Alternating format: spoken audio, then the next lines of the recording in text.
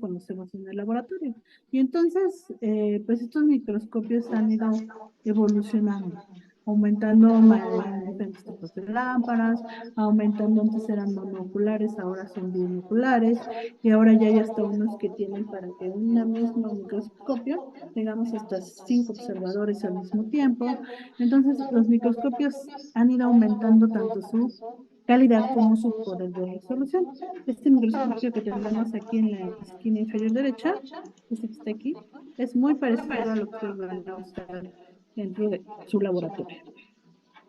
Y entonces, esto se conoce como microscopía óptica. Sin embargo, la microscopía ha aumentado tanto su resolución que ya tenemos microscopios electrónicos de transmisión que nos permiten incluso observar hacia nivel de ultraestructura, o sea, no solo vemos las células, sino que podemos ver al interior de ellas estructuras como los organelos, en el caso de la mitocondria, el núcleo. O tenemos el microscopio de campo iónico que inventó Erwin Miller en 1951 y este nos permite ver o identificar cómo se lleva a cabo esta interacción entre los átomos. Entonces vean cómo estamos tratando de elucidar nuestro entorno, estamos tratando de entender cómo estamos conformados y cómo es que existimos. Entonces, nosotros sabíamos de que eh, ha ido aumentando este poder de resolución. Nosotros, por ejemplo, quien no usa lentes, quien tiene una vista muy sana, podemos hablar de un campo visual. Nuestro campo visual nos lleva a ver el objeto más pequeño aproximadamente que podemos identificar con nuestro ojo es de 1 milímetro y de ahí, bueno, estructuras de mayor tamaño, ¿no? Pero ese es nuestro máximo poder de resolución. Sin embargo, con un microscopio óptico podemos hacer este análisis de a partir de 1 milímetro hasta aproximadamente 1 micrómetro. Observándolo bien, podemos identificar algunas bacterias que podemos observarlas, ustedes lo van a ver en su laboratorio cuando hay distinciones gram positivas, gram negativas, algunos focos, algunos hongos. Ahorita con lo de las chinches, pues podemos usar estereoscopios para identificar algunos ácaros. Entonces, estos nos han permitido aumentar este poder de resolución de lo que nuestra vista nos permite ver para poder observar objetos más pequeños. Y como les decía, tenemos el caso de la microscopía electrónica, que incluso puede llegar a ver hasta pequeñas moléculas. Y entonces, pues, el microscopio óptico, le decía, hasta 0,2 micrómetros. La microscopía electrónica de transmisión podemos ver hasta 0,0 nanómetros, aunque en la práctica creo que va hasta 1 nanómetro. Y en el microscopio de fuerza atómica podemos ver hasta 50 picómetros. Entonces todavía se ve mucho más allá de lo que podemos ver a simple vista, ¿no? Y eso nos permite entender nuestro entorno. Entonces, el microscopio, si bien nos ha dado esta forma de acercarnos, tenemos que saber cómo lo hacemos. Y para ello existe esta fábula, donde la histología es tanto es esta fábula del elefante y los ciegos. Esto cuenta que pues había hace muchos años, un concurso de ciegos donde tenían que describir cómo era un elefante. Y entonces a los ciegos pues no podían tocar todo el elefante, sino lo que tenían que hacer era solo dedicarse a identificar una parte del elefante.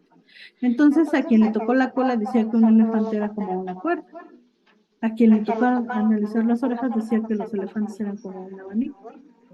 A quien le tocó analizar los cuernos del elefante, los marfiles, decían que eran como dos lanzas. Y a quien le tocó identificar la trompa decía que no, que era una serpiente. Y el que le tocó las patas decía, no, es que son columnas. Y el que decía la panza decía, no, es que es una pared. Y entonces, cada uno de estos ciegos le daba la interpretación al elefante, pues de lo que ellos tocaban. Y con eso hacían esta interpretación. Y entonces, la técnica histológica es justamente tratar de transformar una estructura viva en un objeto bidimensional, ¿sí? Porque nosotros cuando tenemos un tejido, por ejemplo, si queremos hacer un corte histológico de un corazón, no mando a hacer todo el corazón, sino simplemente tomo una biopsia, un pequeño fragmento de ese tejido, y con eso hago yo un diagnóstico. Entonces, depende de cómo yo analice mi tejido, es como yo lo voy a observar. Entonces, aquí tenemos esta muestra. Por ejemplo, en el caso de una naranja, si yo hago un corte de manera longitudinal, yo voy a tener una, una vista de esa naranja. Si yo hago un corte longitudinal, también, si yo lo hago ovalado, con cierta inclinación, voy a cambiar cómo yo voy a estar observando ese corte. Lo mismo va a pasar con los tejidos. Dependiendo de cómo yo haga ese corte, es cómo yo lo voy a estar observando. Y con eso que ese corte que yo haga, yo tengo que tener la capacidad de hacer una buena interpretación y por lo tanto un buen diagnóstico. Entonces, por eso es importante que no falten las clases de histología para que tengan este contexto. Ustedes, si saben histología, pueden identificar cómo es la forma a través de los epitelios. Nunca vamos a tener un corte perfecto que nos va a dar todas las estructuras. Por ejemplo, este es un páncreas, ¿no? Aquí se hizo un corte, un corte transversal justo a la mitad, y yo puedo ver el glomérulo, perdón, es un riñón, puedo ver el glomérulo renal perfectamente bien definido. Pero si yo lo hago en la parte superior, yo solo voy a ver un fragmento de ese glomérulo renal, y a través de cómo está mi estructura, yo voy a tratar de interpretar esa imagen, ¿sí? Entonces, la histología, pues es entender cómo están estas estructuras y poder identificarlas para poder llegar a un diagnóstico. Entonces, la histotecnología va a estudiar los fundamentos técnicos y la secuencia de manipulaciones necesarias para llevar a cabo un análisis de los tejidos de los seres vivos.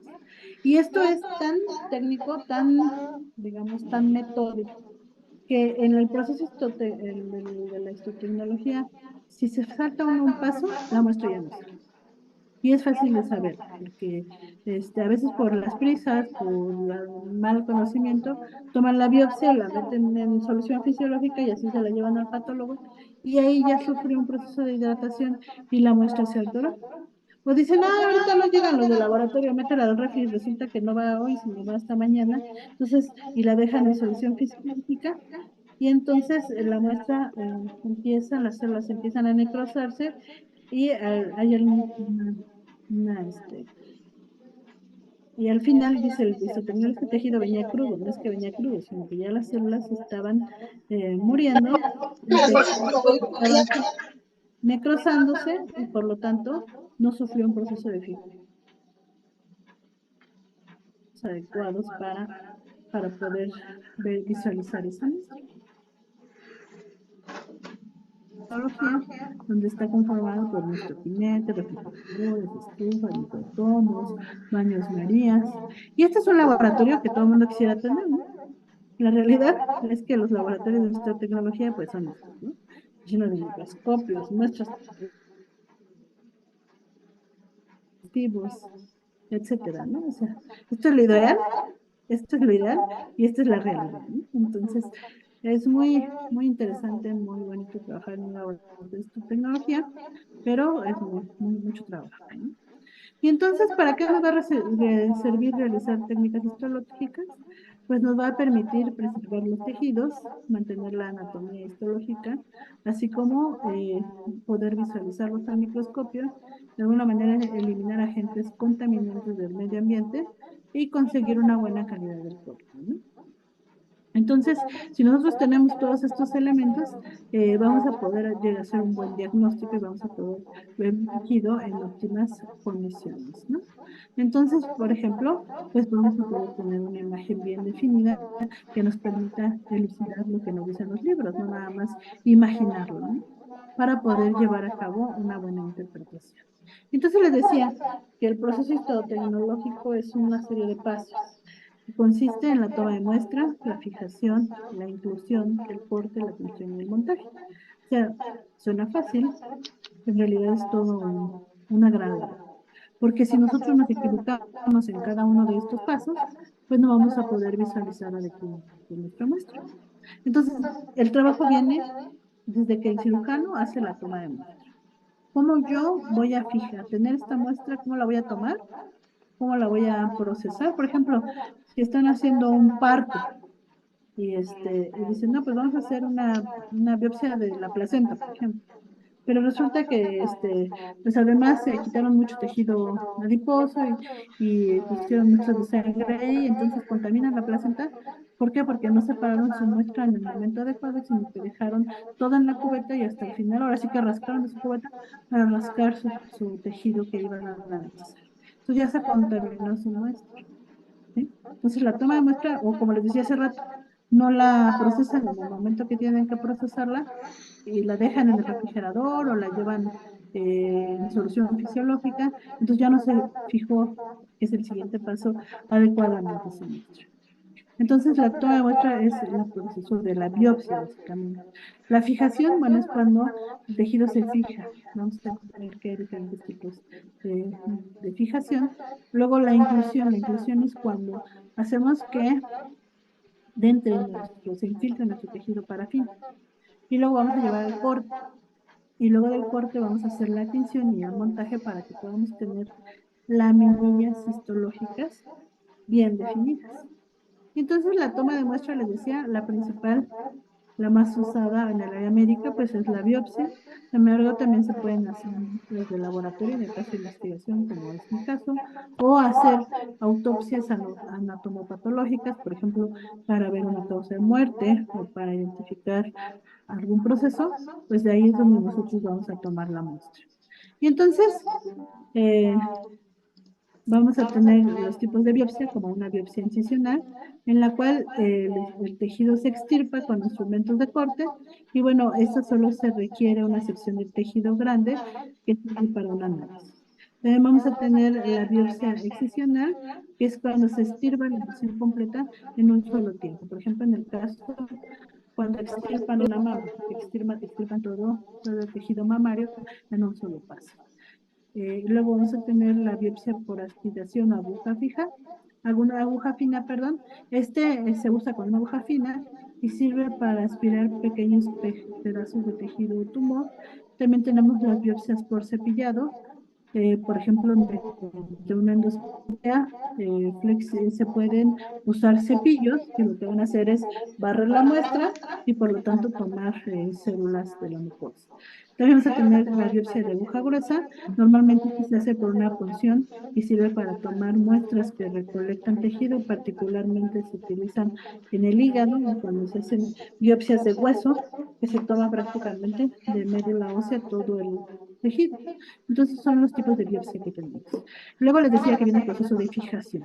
La fijación, bueno, la biopsia, por ejemplo, si se hace la biopsia excisional y se toma todo el tejido completo, pues no todo se mete en solución fisiológica. Normalmente se hacen pequeños cortes del tejido que van en soluciones fijadoras que pueden ser alcoholes, paraformaldehído o algunos aldehídos que permiten reemplazar, eh, penetrar dentro del tejido y sacar el agua contenida. Con eso también producen que el tejido se endurezca, ¿no? Y entonces la fijación nos va a servir para preservar, así como endurecer el tejido, evitar autólisis, que le decía que el tejido después de que se extrae empieza a sufrir un proceso de necrosis o las células empiezan a morir y eso se llama autólisis. Entonces también nos va a permitir evitar contaminación bacteriana y de patógenos externos o que no estén contenidos dentro de nuestra muestra. Y entonces podemos tener agentes físicos y agentes químicos. Los agentes físicos normalmente se dan por congelación y calor, mientras que los químicos lo que te hacen es tener una velocidad de penetración, velocidad de fijación, proceso de endurecimiento, hay un osmosis, se mantiene a cierta temperatura, y hay algo que se llama efecto mordiente, y evitar artefactos, ¿no? Entonces, lo que hacemos normalmente con los agentes químicos es que se hace en un proceso de inmersión. Tengo mi solución química y sumerjo mi tejido dentro de él, así como se ve en esta imagen, ¿no? Donde a la derecha, aquí tengo mi solución, mi fijadora, y acá abajo tengo mis tejidos, ¿no?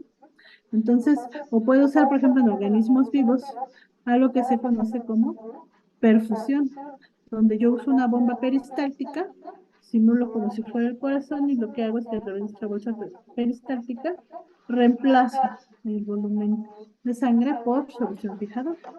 Y entonces, de los agentes químicos, vamos a encontrar aquellos que se consideran simples o aquellos que son combinados. Les decía que pueden ser alcoholes como etanol, metanol o acetona. Normalmente este tipo de fijadores lo que hacen son preservar proteínas, pigmentos y glucógeno, sirve para capas delgadas. Tenemos el ácido acético, que también permite mantener proteínas, y tenemos el ácido pícrico, que lo que hace es coagular a las proteínas, al glucógeno y algunos lípidos. El más usado, a ver si ven mi pantalla.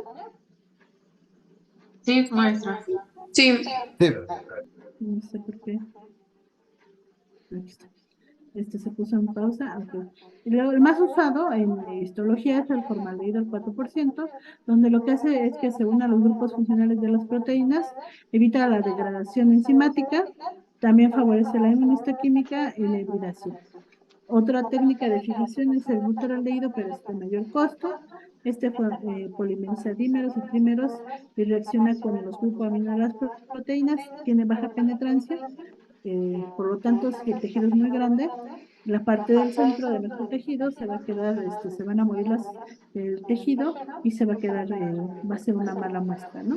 También tenemos el tetráoxido de osmio, que forma puentes entre los enlaces insaturados de cadena de ácidos grasos y conserva membranas. Entonces, depende de lo que yo quiera identificar, es el tipo de agente químico que yo voy a usar. Y también hay aquellos que son combinados, por ejemplo, el Bowie, que es ácido pícrico con ácido acético y formaldehído, o el Carnoy, que es etanol absoluto, cloroformo y ácido acético. ¿De qué va a depender qué tipo de fijador voy a usar? Dependiendo de lo que yo quiera analizar. ¿De acuerdo? Y entonces, cuando tengo mi biopsia, hago mi corte, lo acomodo directamente en mis cajitas, estas se llaman eh, cajitas sirven para hacer procesos tecnológicos. Aquí meto mi tejido, nos va a servir tanto para darle proceso a mi tejido como para incluir la parafina, inclusive montar mi parafina para poder realizar mi corte, ¿no? Entonces, estas cajitas de histología, ahí coloco mi tejido y lo meto dentro de mi solución fijadora. Y luego lo meto a este tipo de aparatos que se llaman histoquinetes, que lo que va a hacer es que se extraiga toda el agua de la muestra mediante una serie de procesos de alcoholes. Y este proceso se va a conocer como deshidratación. Entonces yo voy a usar diversas concentraciones de alcoholes durante diferentes tiempos para eliminar el exceso de agua de mi muestra, y al final voy a tener mi muestra en gilol o gileno, lo cual es compatible con la parafina, y entonces voy a incluir mi tejido en la parafina, y la parafina es reemplazar esa agua que yo tengo en mi tejido por parafina, y eso me va a permitir que el tejido tenga una estructura más rígida, más sólida, para que yo pueda cortarla más adelante. Entonces, la inclusión, voy a usar, la más usada en histología es la parafina, sin embargo, yo puedo usar resinas, ¿vale? Entonces, como les decía, tengo mi fijación, eh, tengo mi tejido, hago la inmersión en mi fijador, llevo a cabo este proceso de deshidratación mediante alcoholes, es que está fallando aquí mi mousepad, se va muy, alcoholes, en diferentes porcentajes hasta llegar al gilol, y luego lo que hago es que una vez que están en gilol, lo bebo en parafina. Entonces, como les digo, la parafina va a entrar y voy a formar, mi tejido se va a llenar de parafina y luego voy a hacer lo que se llama bloqueo. El bloqueo es no más que sacar mi muestra mi tejido de parafina caliente, lo pongo en un molde y le pongo más parafina para que forme un bloque. Y entonces, una vez que tengo este bloque, puedo hacer el corte. Entonces, como les decía, este inclusión o este proceso puede ser parafina o resina. Entonces, vean, aquí se hace cómo se lleva a cabo este bloqueo. Ya mi tejido que tengo en la letra A se encuentra embebido en parafina, si lo ven se ve así como hasta como blanquito. Después lo coloco en la posición en la que a mí me interesa identificar mi muestra en estas moldes de histología y luego lo lleno de parafina y lo tengo en un bloque. Y genero mi bloque, así cuando sea en parafina. Entonces así voy a tener mis diferentes tejidos de las biopsias que yo pretendo analizar. ¿Sale? Y como les decía, esas cajas histológicas van a servir para todo. Y entonces después voy a llevar a hacer el corte. El corte no es más que pues hacer, ahora sí como dicen, pequeños vistecitos o pequeños cortes de ese tejido. Y dependiendo del instrumento que yo utilice, va a ser el tamaño del tejido que yo voy a tener. Entonces, voy a tener un microtomo manual que me da hasta 100 micrómetros, que es este fue de los primeros microtomos, este que está aquí a la izquierda, en la superior izquierda. Entonces, lo que hago es poner mi muestra. Ay, me gusta esto.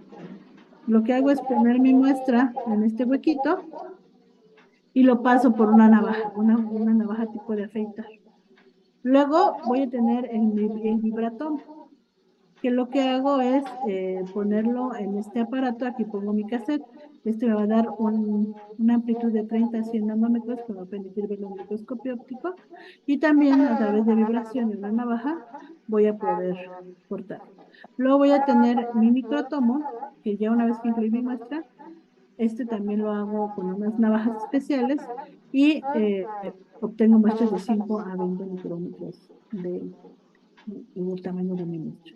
Hay otros microtomos que son especiales, como el caso del criostato.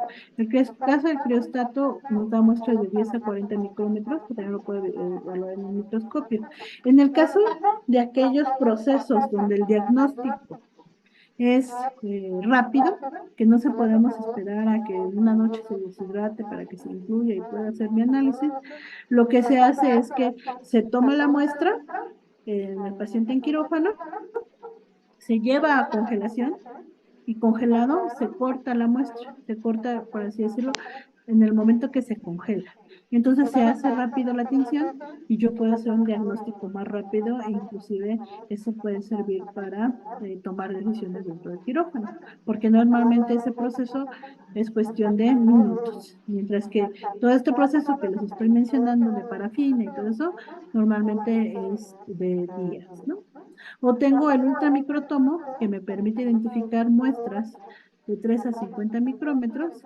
En este utilizo un microscopio, normalmente lo que incluyo yo son en resinas y nos permiten tener cortes todavía más finos. Y normalmente lo usamos para ver objetos en microscopía electrónica de baja transmisión. ¿Perdón?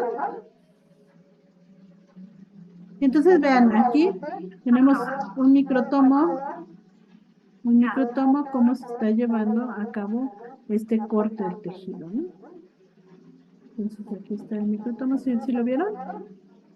Miren, ahí está la muestra, ahí está la muestra, ahí está el bloque, ahí está traspasando a través de una navaja, ahí el histotecnólogo toma su muestra de parafina, se llaman tiras de tejido, él está cortando ahí a 4 micrómetros, y entonces ese tejido de parafina lo lleva a un baño María que está a su derecha, que es el equipo que está a su derecha, y esa tira la coloca en baño María, y después ahora sí que la pesca en un portaobjeto, y la lleva para que se pueda llevar a cabo el montaje. O hay quien no usa el baño María, y usa parrillas calientes para que la parafina se extienda y el tejido se extienda y entonces pueda poner ahí su tela de tejido. Y entonces, ya que tengo mi tejido sobre mi portaobjetos, lo que llevo ahora es eliminar. eliminar esa parafina y nuevamente uso esta serie de alcoholes que usé para deshidratar para rehidratar a mi muestra. Normalmente la mayor parte de los colorantes son afines al agua. Entonces, si yo utilizo directamente, primero pues tengo parafina y eso no va a causar ruido, tengo que desparafinar y después hacer la tinción. La tinción básica en histología es una conocida como hematoxilina de eosina. Entonces, ya que tengo mi tinción con hematoxilina de eosina, lo que hago es lavar mi muestra y montarla con un cubreobjetos y una resina para preservar mi muestra y poder identificarla. Y entonces voy a tener mis tejidos en esta forma, que es la forma en cómo ustedes las van a tener dentro de su laboratorio y cómo es que las van a estar analizando para poder identificar los diferentes órganos y tejidos dentro de la materia de histología. Entonces, todo este proceso nos permite, es un arte, el arte de hacer visible lo invisible. Que les digo, como les decía al inicio de la charla, no todos los tejidos tienen color. Entonces, a través de esta técnica podemos darle un color, una coloración y podemos ver su estructura y podemos identificarla. Y entonces estos colores, pues normalmente en sus inicios eran derivados de plantas. Normalmente pues ya algunos han sido sintetizados, pero por ejemplo tenemos colorantes de tipo básico o ácido y esto nos va a permitir también que se asocien a ciertas estructuras y por lo tanto tengan afinidad. Por ejemplo, tenemos colorantes básicos, el verde de metilo que nos va a dar un color verde, el azul de metileno que nos va a dar azul, la piranina G que nos va a dar rojo, el azul de toluidina que nos va a dar azul, colorantes ácidos como la fucina ácida que nos va a dar rojo, el azul de anilina que nos va a dar azul, la eosina que nos va a dar rojo, el naranja G que nos va a dar naranja, y entonces yo puedo hacer combinaciones para identificar lo que a mí me interesa, pero les decía, nuestra atención básica es la hematoxilina de eosina.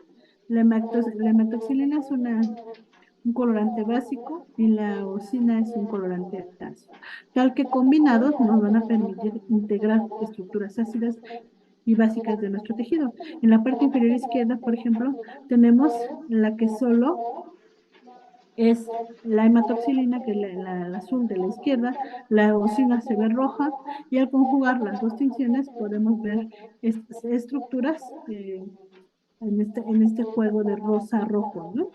Y con ello poder identificar, por ejemplo, tejido conectivo, los hepatocitos, y poder hacer una clasificación de mi tejido.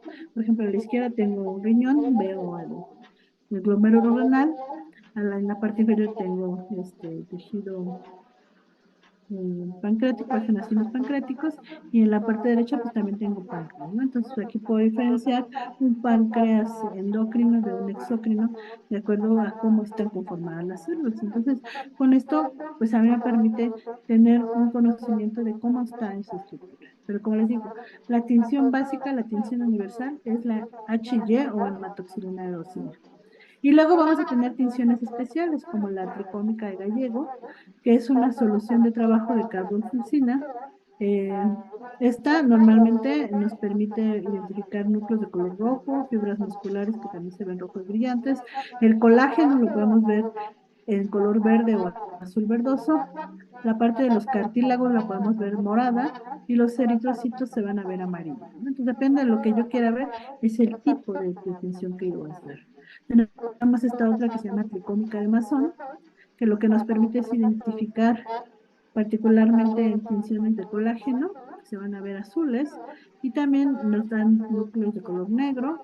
El citoplasma y las fibras musculares también se ven azurófilas o rojas, y los eritrocitos se van a ver amarillos. O tenemos esta que es la de tricómica de Gomori. Esta normalmente utiliza un colorante que se llama como trópico 2R o azul, verde azul o fat green. Y esta nos va a permitir identificar fibras musculares, fibrinas, citoplasma. También nos va a permitir identificar el núcleo que es azulado. Y también tenemos esta tinción especial que nos permite específicamente identificar fibras reticulares y fibras colágeno tipo 3. Esa se llama tinción de Gordon-Sweet. Esta normalmente nos va a permitir que se lleve a cabo una tinción con plata, que es una tinción de tipo argéntica, en los cuales los metales pesados se van a impregnar en estas fibras reticulares y vamos a poder identificarlos. Por ejemplo, aquí tenemos estas fibras reticulares, las podemos ver en color morado más oscuro, ¿no? O aquí tenemos una tinción del Fulgen, donde podemos ver nuestros núcleos magentas y nuestros fondos verdes, ¿no? En el caso de los eritrocitos, aquí tenemos una tinción que se llama Luxol Fats Blue, que es particularmente para tejido nervioso, ya que se permite la tinción de la mielina, que se ve azul verdosa, y las neuronas se tiñen de rosa o magenta, ¿no? De púrpura o magenta. O tenemos la tinción de violeta de crecilo o de bogot para las sustancias de níquel dentro de las neuronas, y lo que nos permite identificar son estos cuerpos de níquel dentro del tejido nervioso. Y entonces vean aquí, tenemos la tensión básica a la izquierda, una hematoxilina eosina. Este es un este, tejido gástrico, es parte del intestino. Entonces vean, a la izquierda pues vemos la mucosa, vemos la submucosa, vemos la muscular en sus diferentes capas, pero las vemos de color morado rosa.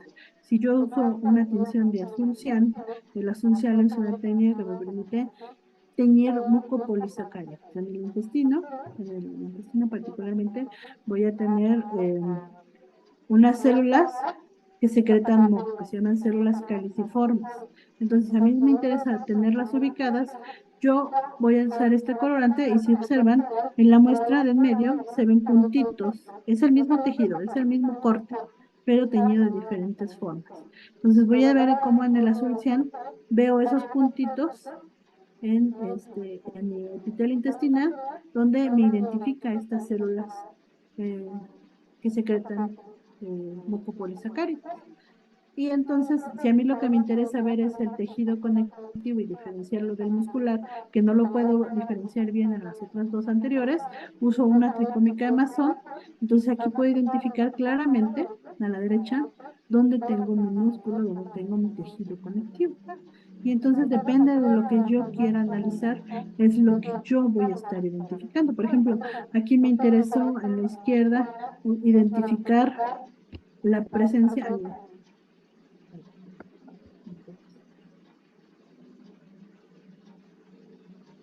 No sé por qué se me movió el video.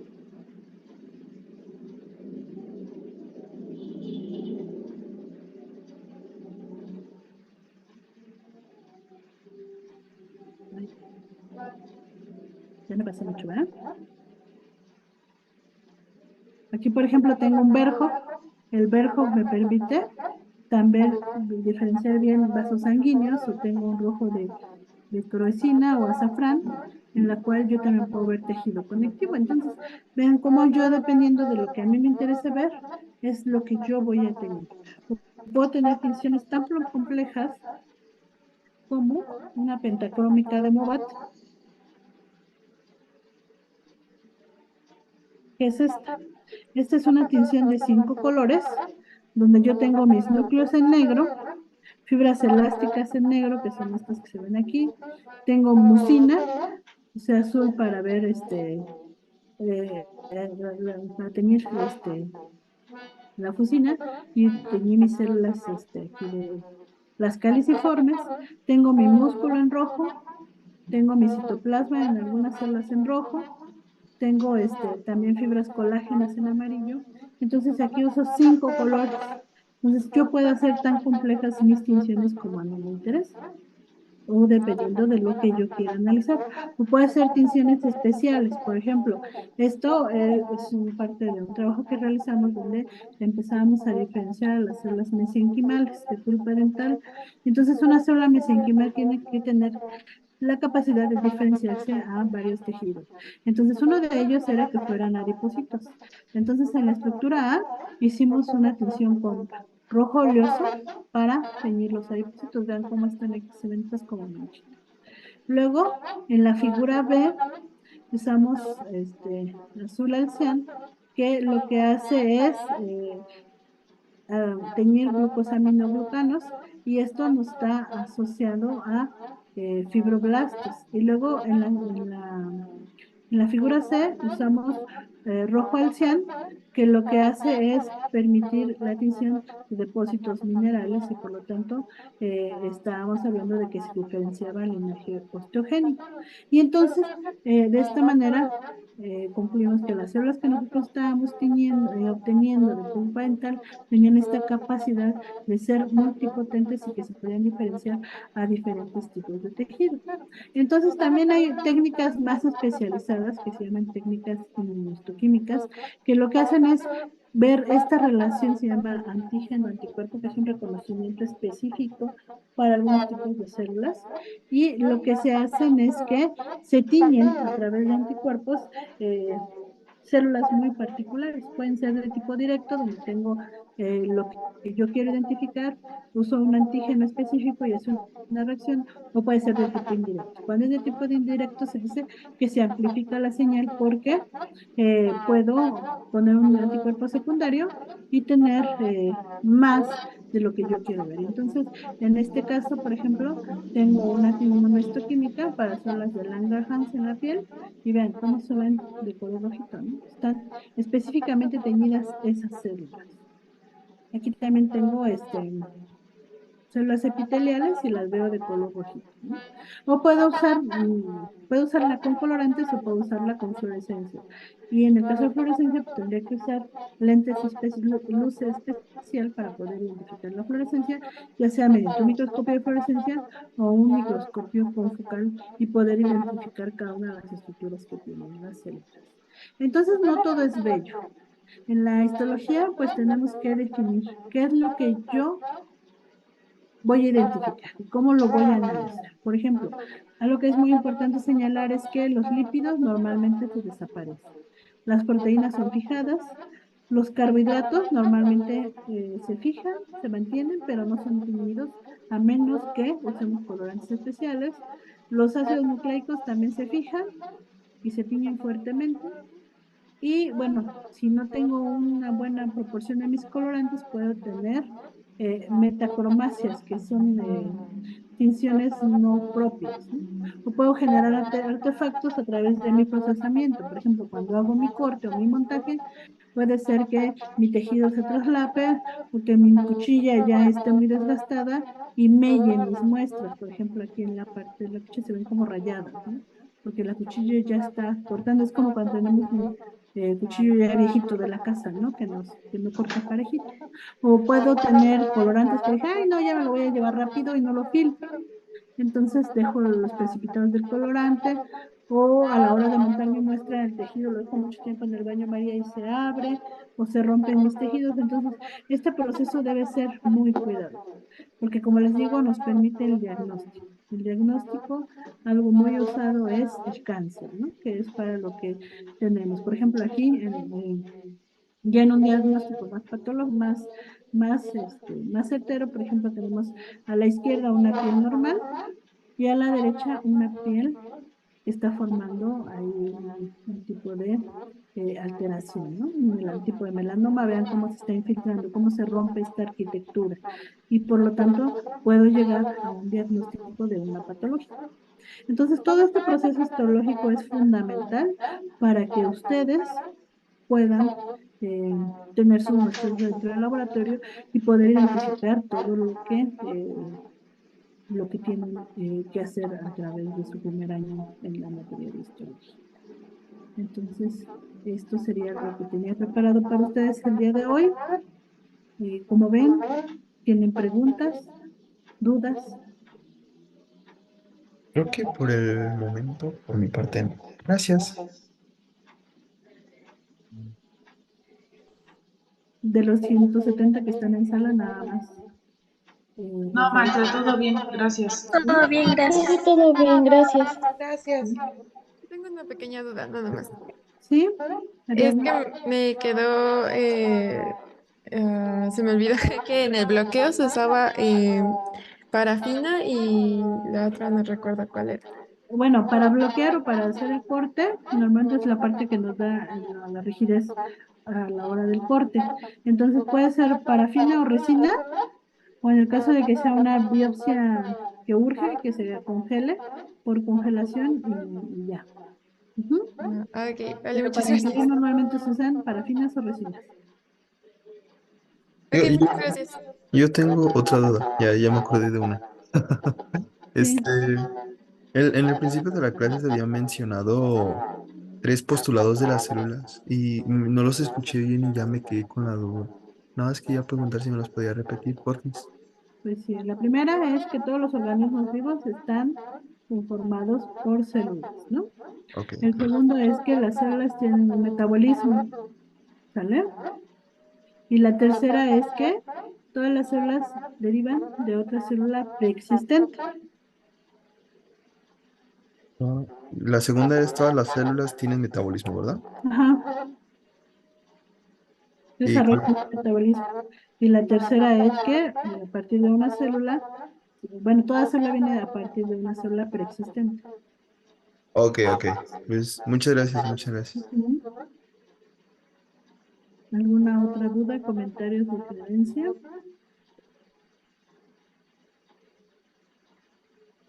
Sí, Disculpe, Rafael levantó la mano y después Karen, perdón. Ah, sí, bueno, respecto a lo que se comentaba, ¿hay alguna diferencia entre la parafina y la otra sustancia o digamos ya depende del gusto de quien lo va a hacer? Les decía que la resina normalmente se utiliza para microscopía electrónica, porque son cortes más finos. Al ser el tejido más duro, lo que hace es que le da cierta rigidez a nuestra muestra. Entonces la parafina es más suave cuando una navaja se puede cortar y se hacen cortes más gruesos. La resina es un polímero que se impregna y lo que hace es pues hacerlo más rígido y por lo tanto puede obtener cortes más finos, que para eso le decía que se utilizaba el ultramicrotomo. Ok, muchas gracias. Sí, Karen.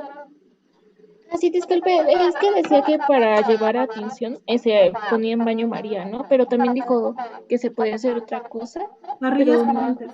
O sea, pongo mi tira, así mi corte, como se los mostré, que se genera, se pone el corte en el portaobjetos, y lo que se hace es que a través de calor, la parafina se calienta y se extiende el tejido.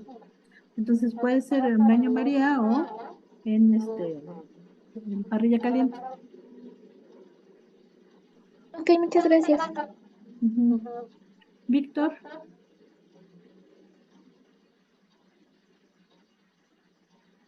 te escuchamos, Víctor. Sí, ¿escucha, profe? Sí, te escucho, Víctor.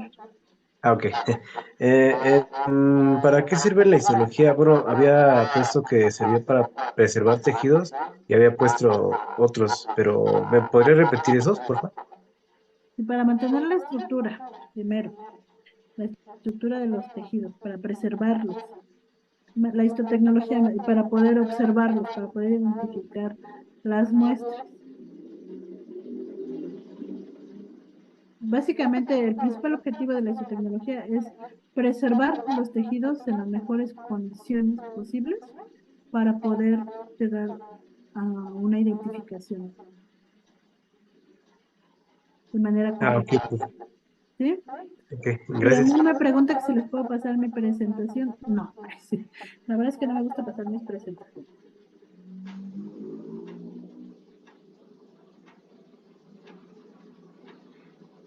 ¿Alguna otra pregunta? Por mi parte ya no. Bueno, chicos, pues si no hay más preguntas, les ha sido un gusto conmigo, para mí estar el día de hoy aquí con ustedes. De todos modos, me encuentran a mí, yo soy profesora de histología en el 1111 eh, y también soy profesora de bioquímica en el 1105 y en el 1111. Entonces, cualquier cosa, por ahí nos estamos viendo. Cuídense mucho, que tengan feliz tarde. Gracias, profesora. Muchas Hasta luego. gracias, Gracias, doctora. maestra. Igual, hasta Gracias, hasta luego. Igualmente. Hasta luego, buenas tardes. Profesora, hasta luego.